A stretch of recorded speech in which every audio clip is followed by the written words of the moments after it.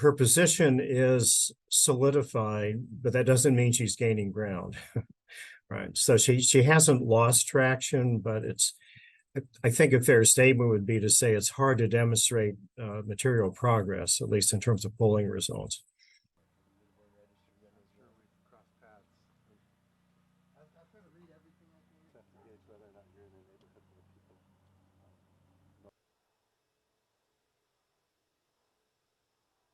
She can't really get close to Trump's dominance.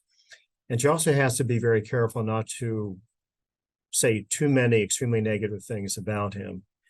But goodness, if you're running way behind Trump as a front runner, you kind of have to be in attack mode. You can't just say, hey, I'm something different, something else on the menu you haven't tried yet.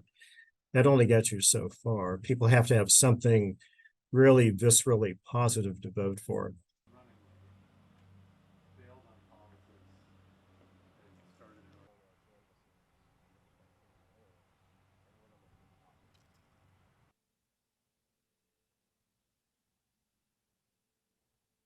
The Koch, brothers, it's Charles now, David's no longer with us.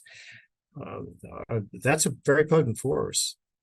And we'll see if that endorsement pays dividends later, either fiscally, which I think it does already, or in terms of polling results. But so far, the polling is lagging behind.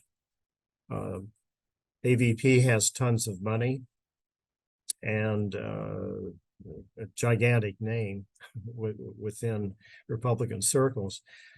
If that can't put her in a more competitive position, it's kind of hard to know what else will.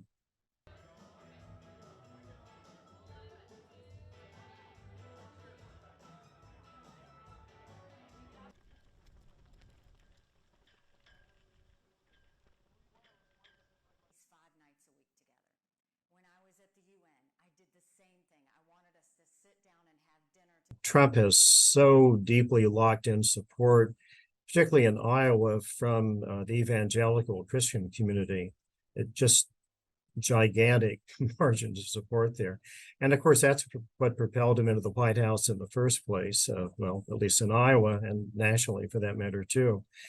And his support remained rock solid from that group the second time he ran and lost.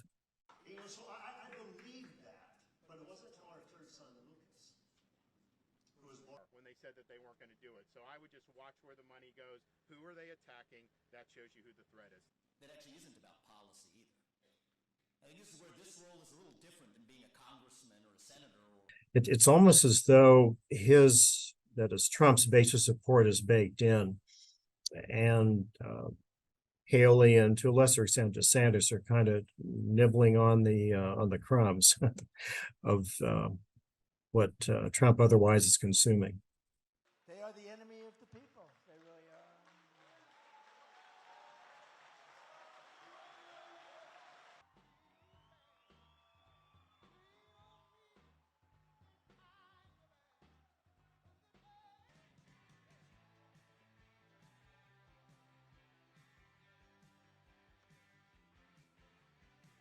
I think it's fair to say that between Trump and DeSantis, there's not a lot of room there to use culture war